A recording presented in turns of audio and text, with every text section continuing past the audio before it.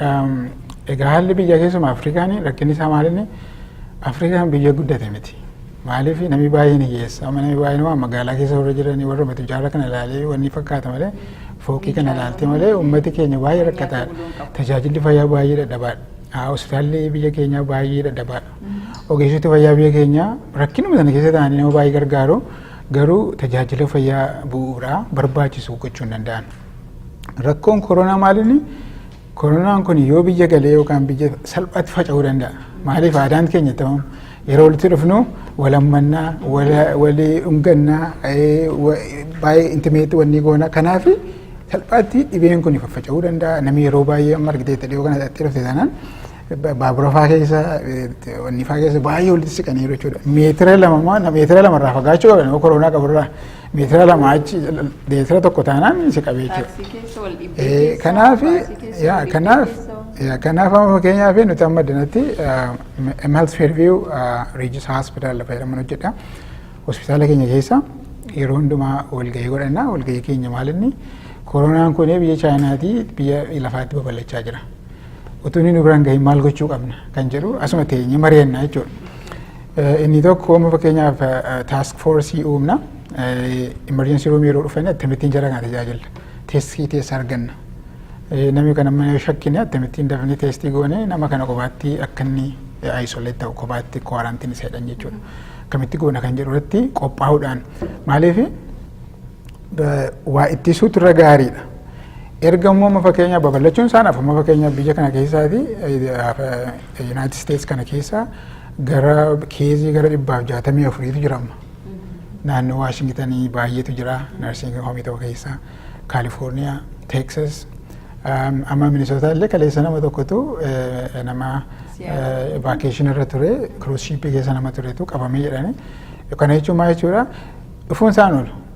Erga dhufee immoo namni baay'een nama dhukkubfatee namni dulloomee baay'een jira biyya kana miidhamuu danda'u. Erga dhufanii immoo erga dhibeen kun isaan qabee booda yoo hospitaala dhufanii eessa ciibsina immoo maaliif koronaan inni jabaan si qabeennaan harka 20 keessa jirta taanaan afur baafachuu hin dandeessu. Wal kaatee deemuu hin dandeessu bakka duutaa jechuudha yoo daftee tajaajila fayyaa hin arganne. Somba kee kana kan boqochiisu ventileetar yookaan maashiniitu jira maashinii ventileetar jedhama. Achitti intensive care unit critical care lafa dhukkuba jaba namoota achi keessa ciibsinaa jechuudha. Amma fakkeenyaaf hospitaaluma keenya keessa illee fudhannee siree 12 qabna amma fakkeenyaaf intensive care. Hospitaala guddaadha garuu siree 12 yoo baay'ee 24 fa'i. Namni dhibbi tokko yookaan namni 30 yoo dhufe eessa jira kana. So garuu addana gaarummaan isaa iddoo adda addaa jira jechuudha. Hospitaalli walitti dhiyoo jira. Beekumsa adda addaa namaaf sheeriin goonaa hin barsiifna maal gochuu akka qabanii. Namni tokko yoo fakkeenyaaf koronaan tokko yoo keeziin tokko yoo dhufe akkamittiin ogeessi fayyaa ofirraa ittisa. Fakkeenyaaf fayyaafiyyuu nama sodaachisa. Nama sodaachisa. Siqee tajaajilu. Exactly. Namni baay'ee nama fakkeenyaaf namoota Chaayinaa keessaa miidhamanii namoota warra tajaajila fayyaa keessa hojjetanidha. Dooktaroota, narsoota tajaajila kennanidha. Kanaaf N95 kan jedhu maaskiin jira. Special maaskii sana kaa'achuu nama kun yeroo inni dhufu droplet isolation waan jenna negative pressure room kan jedhamutu jira. Qilleensa achi keessaan bahu ruumii sana keessaa negative pressure jira jechuudha. Kanaaf achuma keessa yeroo deemnu funyaatti waan kaa'annu qabnaa, ijatti waan uffannu qabnaa, uffata gilaaviin jira. Kun egaa maal barbaada? Dinagdee barbaada jechuudha. Hospitaalli biyya keenyaa kana hundumaa qabu gaadha yoo qabaatanis. Kanaaf egaa waan guddaan dhaamsan isaaniif qabu akkamittiin ittisna dhibee kana akka inni biyya keenya hin galle akkamittiin ittisna nama uummata miti barsiifna kan jedhu irratti fookas yoo godhan malee dhibeen kun babal'atee namni baay'een dhukkufateennaan namni baay'een du'uu danda'a jechuudha. Kanaaf nama yaaddessa waan isaa. Baay'ee nama yaaddessa. Amma kan gaafachuu barbaade amma dhukkubii inni amma dhukkubni vaayirasii taalloo kan biraan yeroo nama qabu antibiyootiksii fudhatanii within 24 hours hidhamanii kan isa booddee kan contagious kan ta'uu dhiistu san namatti dabarsu kan dhiistu like 24 hours like antibiotics yoo fudhattu. Inni egaa murteessaa qol dhibee kam akka ta'e. For example waan nama afaan influenza fa'aa. Amma fakkeenyaaf influenza fudhatte influenzaan talaallii qaba namni baay'een ittisachuu dandeessa qorichas qaba.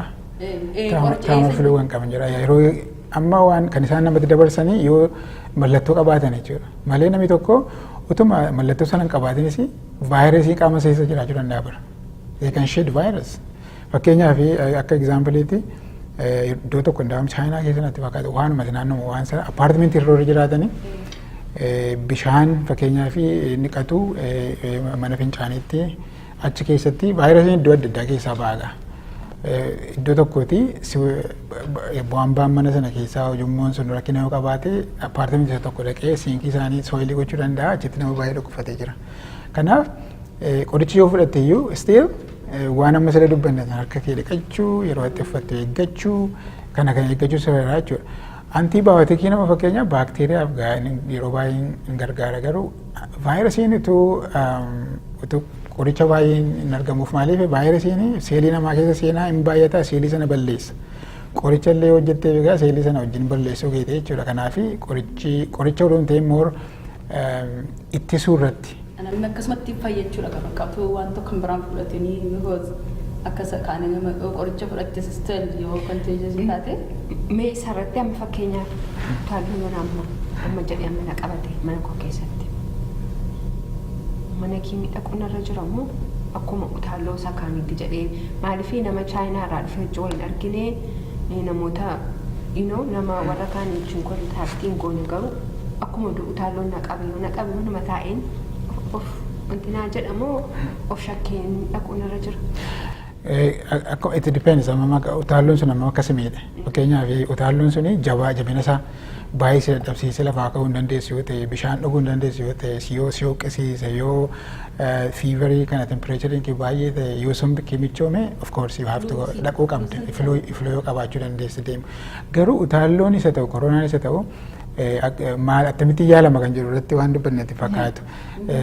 Qoricha ispeesifii qorichaa dhabu iyyuu malee sappoortiif keer waan jedhamu jira. Sappoortiif keer jechuun maal jechuudha?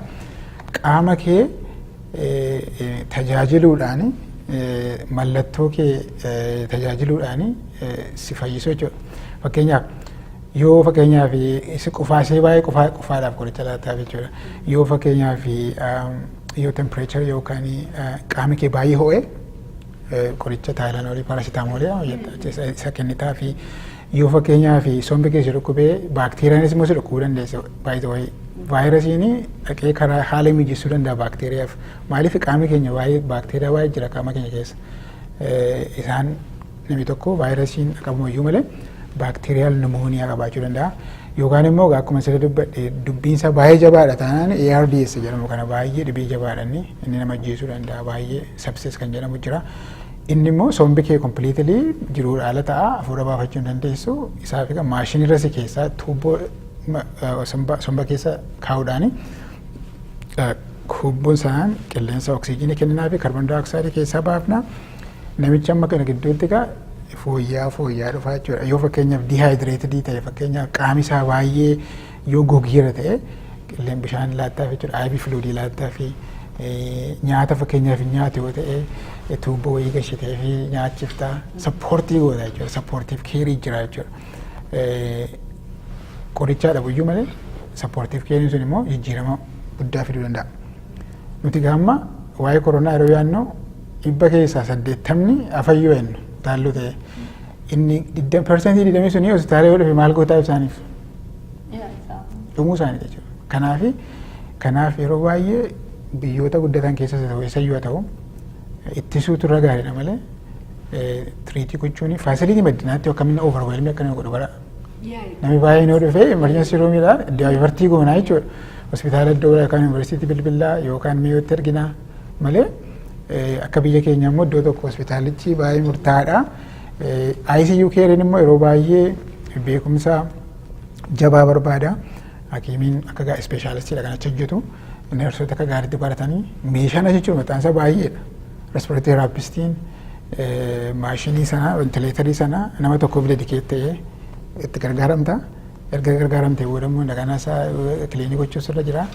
Amma iddoo tokkotti iyyuu amma akka Chaayinaa fa'aatti iddoo akka Saawus Kooriyaa fa'aatti ventileetarii tokko nama lama kennu jechuudha. Qilleensa adda addaa. Kanaaf risoorsii waan hin jirreef biyya Afrikaa keessatti I think ittisuutu irra gaariidha malee cal jedhanii akkasumatti dhiisuun gaarii miti.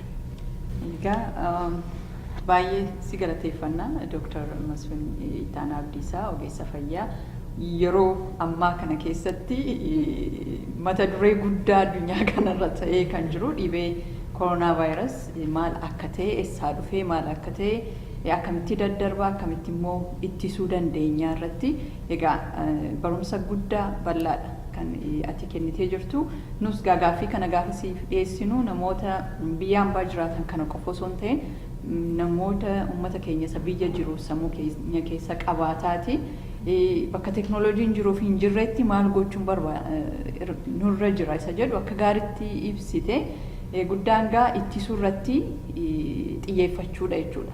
Biyya keenya hin gallee hin dhageenyeedhanii of dagachuun osoo hin ta'in uummanni keenya biyya jiru ammumaa jalqabee harka dhiqachuurraas haa ta'u waan dhukkuba kanarraa of ittisuu danda'u irratti baay'ee itti xiyyeeffatee gochuu qaba. Inni asittis immoo already miidiyaanis odeeffannoon adda addaa akka gaariitti himamaa jira jechuudha. Kanaaf nus akka miidiyaatti akka uummata sanarraa ba'etti dirqama keenya odeeffannoo dabarsuudha. Odeeffannoo kana immoo daawwattoonni keenya fudhatanii hojiirra oolchuu jennee abdii guddaa qabna. Gara fuulduraatti yoo gaaffiin jiraate ammas Dooktar akkuma yeroo gabaabaa kana keessatti gara sagantaa keenya akka dhuftee ammas gaaffii daawwattoota keenya deebisuudhaaf qophii ta'uusaa garuma kanaanan ibsa. Gaaffii kan biraan qabnu yoo ta'e sagantaa keenya gara xumuraatti deemsifna. Talileef lalistuu gaaffiin qabdan taanaan mas Dooktar dhumarratti waan jettu yoo qabaatte carraasii kenni. Soolaas galatooma waan naaf hirtanii fi jiruun keenya ogeessa fayyaati nama tajaajiluudha nama gargaaruudha responsibilities qabna itti gaafatamummaa qabna waan beeknu namatti ibsu gaaffii namaa deebisuu nama balaarraa akka inni tajaajilamu gochuu akka inni baraaramu gochuun hunduma dirqama hunda keenyaati. Kana jechuun egaa balaan tokko yookaan epidemic pandemikiin tokko balaan amma kanaa yeroo bu'u tokkoffaa uummatti tasgabbaa'uu qaba. Paanikii ta'uu hin jiru. Utaalloo dhumatu nama qaba.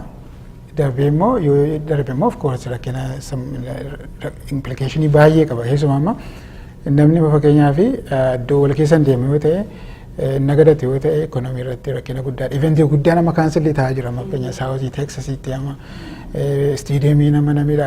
So kun hundumtuu maal agarsiisa deemee miidhaa siyaasas waa'ee siyaasas keessaa qaba waa'ee ekonomiis of keessaa qaba. Kanaaf anis amma warra biyya jiran keessumaa warra biyya bishaa jiraniif kan gorsan qabu maalinni dhibeen kun utuu hin dhufin dura akka gaariitti itti yaadu taasifoorsii akka dhaaban naagala kan yeroo darbe dhaggeeffachaan ture. Taasifoorsii sun immoo namoota beekumsa qabanii akka gaariitti actionable waan ta'e hojjechuu ittisa barbaachisu gochuudhaan uummata keenya keessumaa risoosii hin qabne addanatti amma namni salphaamatti hin du'asi. Maaliif waan adda addaa jira tajaajila adda addaa jira nuti dhibaahuudhumaanii bira hin geenyu malee namni keenya aksesii isaa qaba. Garuu biyya keenya keessatti baay'ee limited waan ta'eef amma danda'ametti haala mijeessanii dhibee isaa iddoo biraa dhufu kana salphisuun ittisuun barbaachisaadha. Gara fuulduraas immoo yoo gaaffii qabaattanii yoo uummatis gaaffii isin gaafate yoo isin any time yeroo yeroo koo isiniif kennuudhaaf baay'een gammada rakkoon qabu kun hunduma keenyaati jechuudha. Responsibilitiin kun kan keenya qofaa osoo hin ta'in kan uummata keenya biyya alaa jiru uummata keenya biyya jiru dhaabootii adda addaa keessa jiran instituushinii adda addaa keessa warra jiran hundumtuu wal taane akkamittiin uummata keenya baraara kan jedhu irratti hojjechuun barbaachisaadha. Baay'ee ulfaadha galatooma. Baay'ee galatooma.